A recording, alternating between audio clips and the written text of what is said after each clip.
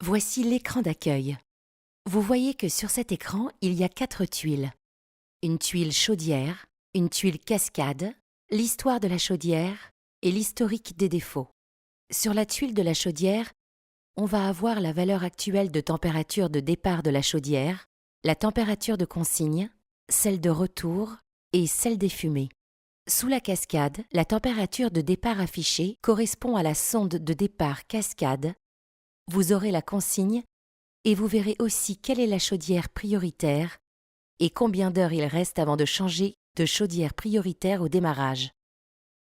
Sous l'historique de la chaudière, vous avez les heures de fonctionnement, le nombre de démarrages et un ascenseur pour aller chercher la durée du cycle moyen et l'estimation de l'énergie. Vous avez également un ascenseur sous l'historique des défauts pour aller regarder les défauts qui sont apparus sur la chaudière. Vous allez ici avoir la possibilité d'accéder au code pour les accès spécialistes.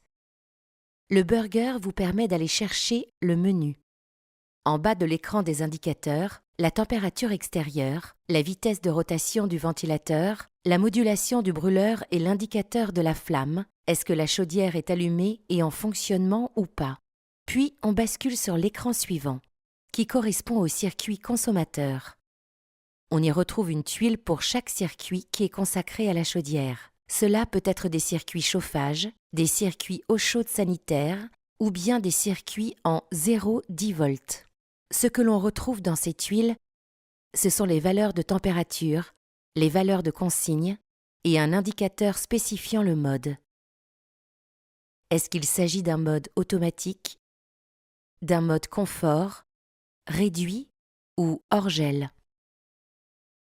Sur la tuile chauffage, par exemple, on va avoir la possibilité de régler les températures de consigne en confort et en réduit, de changer de mode, de renommer le circuit afin de l'identifier facilement en lui donnant dès le départ le nom du bâtiment ou de la chaufferie.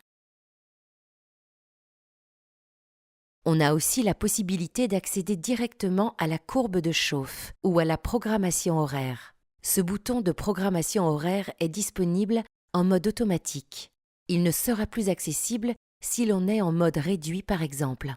Si on change la valeur de consigne, on se dit que le mode réduit est plutôt à 16 degrés. Il faut cliquer sur « Écrire » pour que la valeur soit enregistrée, et ça chaque fois que l'on modifie des valeurs.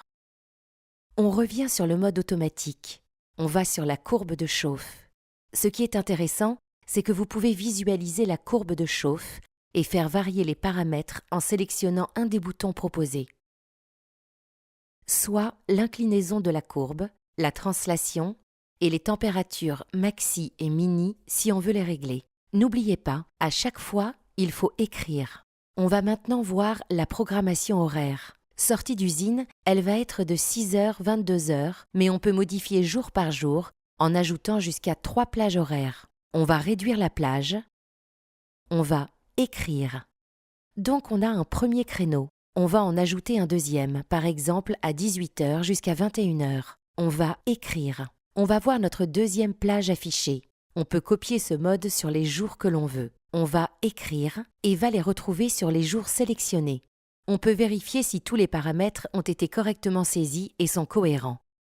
On va dans le menu, dans la liste des paramètres. On va chercher le diagnostic de consommateur et là, on peut voir que les températures sont cohérentes et l'état de fonctionnement des pompes et des vannes.